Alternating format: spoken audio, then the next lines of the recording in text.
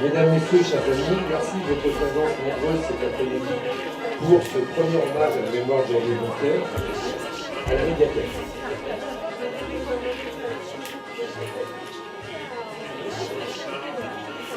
C'est un monde étrange que celui de la paysannerie. Je parle de celui que je connais, dans lequel je vis au cœur de France, entre la Vallée Noire, chère à Georges Sand, et la Sologne d'Alain Fournier.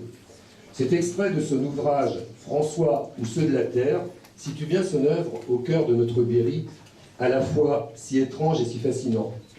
Pour plusieurs générations de berrichons, Jean-Louis Boncoeur est surtout connu pour le personnage légendaire du vieux berger de la Vallée Noire, le conteur patoisant qu'il a incarné sur de nombreuses scènes de spectacle. On connaît beaucoup moins les autres aspects de sa personnalité créatrice, son œuvre artistique et littéraire multiforme qui reste encore à découvrir.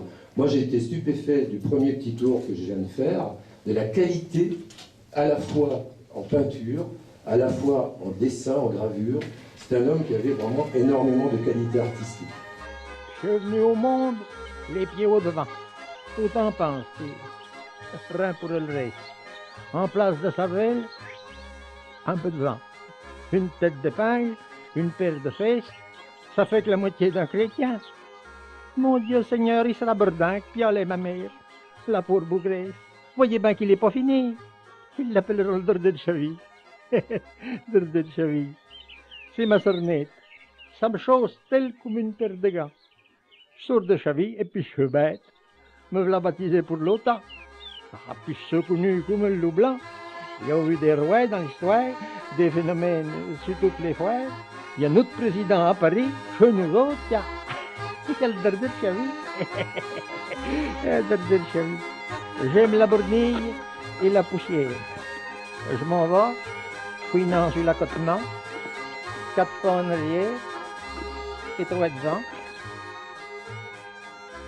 Le personnage de Jean-Louis Boncoeur, vieux bonhomme sentencieux, si politiquement correct, a donné à mon père sa célébrité.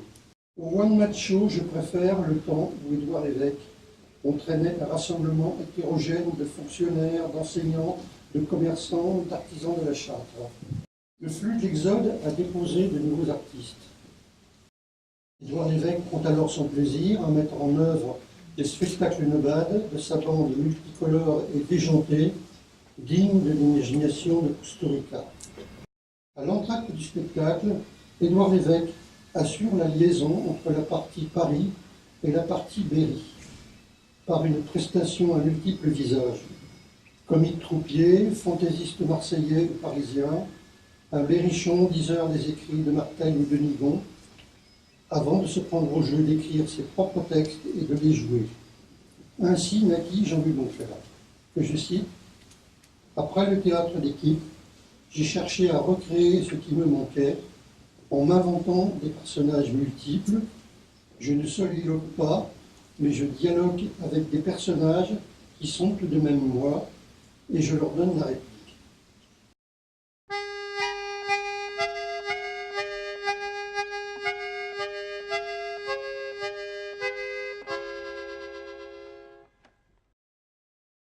Je suis vraiment ravie de vous accueillir à la médiathèque dans le cadre de ces 28e journées du patrimoine. N'y avait-il pas là plus belle occasion que d'y apporter la voix de Jean-Louis Boncoeur, dont nous fêtons cette année le centenaire de la naissance. Si le plus souvent ce dernier est d'abord connu comme conteur et collecteur des traditions berrichonnes, vous allez ainsi découvrir la diversité de ses talents et de ses engouements, comme l'ont signalé M. Giton et M. Lévesque. Grand Saint-Vincent qui était au ciel, vous offusquez pas de ma prière, malgré qu'elle soit pas ordinaire, vu qu'elle part d'un bon naturel. Cette protection, à ma manière, je vous ai choisi pour la demander, parce que je pense que vous pouvez guère, patron du vin, laisser damner ceux qui en versent trop dans le verre.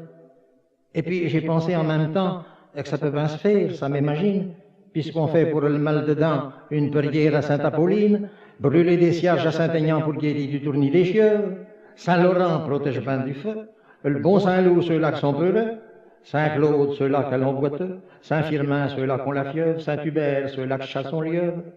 Pourquoi tu serais pas Saint-Vincent, pour ceux-là qui bevons yeux Vincent, sans yeux, comme autant des bons moines. On donne dessous à Saint-Antoine pour retrouver ce qu'on a perdu. Pourquoi donc il n'y aurait pas de prière pour cela-là qu'à votre but?